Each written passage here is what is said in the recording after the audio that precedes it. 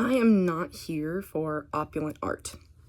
I've been reading a lot of Isma to Gwendolyn's work, and I resonate so strongly with their essays. I'm still in the very early stages of figuring out how to follow their example, but I had this journal entry after reading their essay on like the role of an artist and why opulence is a drug, and it helped me realize like, oh, that's why I prefer like doing scrappy free theater over like big Broadway shows. So I wanted to share a piece of that journal entry with you, and I'll link the essays that I reference in the transcript like below the video. I'm here for honest, everyday world making that defies the need for capital in dollar form.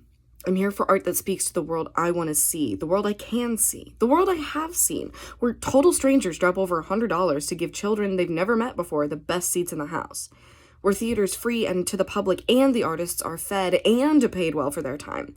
Or we do the long, hard work of detoxing from our addiction to money and returning to the collective abundance that sustained us for most of our history, where we no longer own food, land, water, shelter, or any other basic necessity, where living with your needs met is the starting point, not a privilege, where art making is returned to the sacred, imaginative place in everyone's life as one of our basic needs. Call me delusional, but I've already seen this at work. I've witnessed pockets of it my entire life, like free Shakespeare in the park, causing people to question their racial and class prejudices.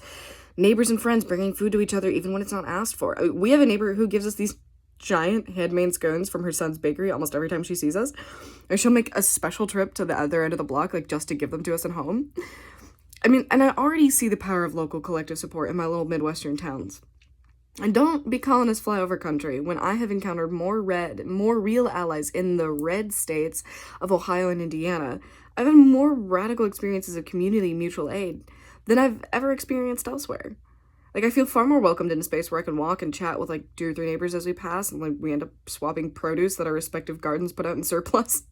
Our neighbor literally ran a garden hose from his house to ours so that our family of 5 didn't go without water when our main broke and our whole house was shut off. Y'all, we already know how to support each other outside of a capitalist system. I have the receipts that, the commons-based world I dream of is already here. We have the pieces.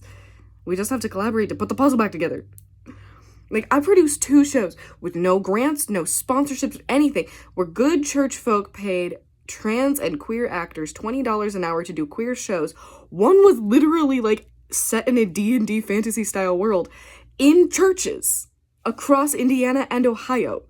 We had actors who got their first theater paycheck because of everyday Midwesterners investing in queer theater. And we didn't charge a penny for tickets either. It can happen. It's happened twice for me. Anyways, so yeah, I think it's safe to say I'm passionate about this. So I'm not just building this Roguish Goblin Stories business for myself. I'm building it with the goal of helping other trans artists have the same kind of time sovereignty that I want our GS to provide for me. I'm working towards founding some queer arts and gardens commons, community land trusts, that kind of thing, so that we can have safe, affordable housing that brings food sovereignty, accessible education, and community-driven museums to our communities, where we get to record our own histories, because I believe that everyone is worthy of being remembered. I'm nervous. I have no idea how this adventure is gonna go. I feel like I'm stepping off a ledge. There are times that I wonder if I'm insane, egotistical, or just plain unrealistic. But I've seen it work. This vision feels so powerful, and as scary as it is, I'm somehow the least anxious I've been in a long time, because I know this will work, and I know it will change our world for the better.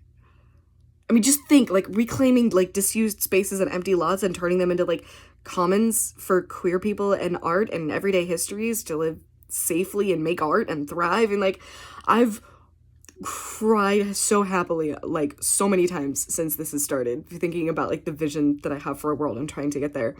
And turning death and disuse into life and community, So, stay tuned. Remember, you're loved. You're not alone. We're in this together. See ya.